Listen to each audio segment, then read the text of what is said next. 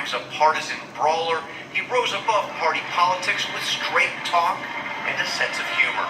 McCain often irritated his colleagues by bluntly railing against Congress. This is disgraceful. But in the end, few senators were more respected, even beloved. Born into a military family in 1936, McCain had little choice but to become a Navy man. He graduated from the bottom of his class in the Naval Academy and volunteered as a fighter pilot in Vietnam. While flying over Hanoi on his 23rd mission, he was shot down and captured by the North Vietnamese. Beaten and tortured, McCain nearly starved during his 5.5 years as a prisoner of war. After discovering his father commanded the Pacific Fleet, his captors offered to release him, but McCain refused. He would not leave while other Americans who had been detained longer remained in prison. He finally came home in 1973 with scars that he would carry for the rest of his life. He was elected to the House of Representatives in 1982 and to the U.S. Senate 4 years later. He launched a long-shot presidential campaign in 2000, bringing reporters along his Straight Talk Express. McCain tried for the White House again in 2008. The 70-year-old father of 7 out-campaigned a dozen primary opponents to secure the Republican nomination.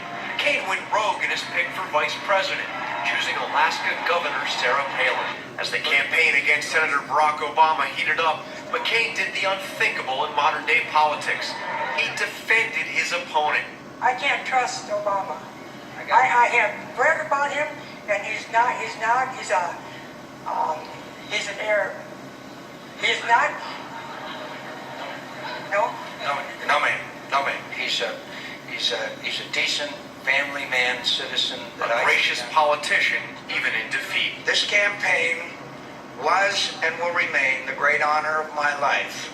Already a cancer survivor after a bout with melanoma in 2000, McCain was diagnosed with brain cancer in 2017. True to form, McCain promised to fight and received a hero's welcome when he returned to the Senate floor just days after having brain surgery.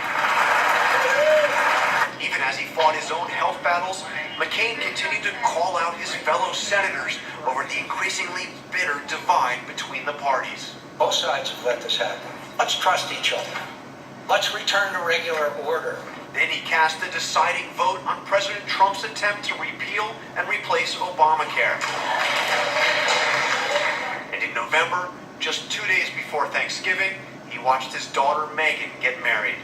Senator John McCain, a proud father, husband, and patriot. I've had the good fortune to spend 60 years in service to this wondrous land. It's not been perfect service, to be sure. And there were probably times when the country might have benefited a little less of my help. But I've tried to deserve the privilege as best I can. And I've been repaid 1,000 times over with adventures, with good company, with the satisfaction of serving something more important than myself, of being a bit player in the extraordinary story of America. And I am so grateful. And Jonathan Carl joins us now on the phone. John, I know you tweeted recently about covering the campaign of John McCain in 2000. You said it was the most fun you had and the least amount of sleep. And as I watched that report just now, you think about Senator John McCain, and just it's one phrase that comes to mind: he was born to serve.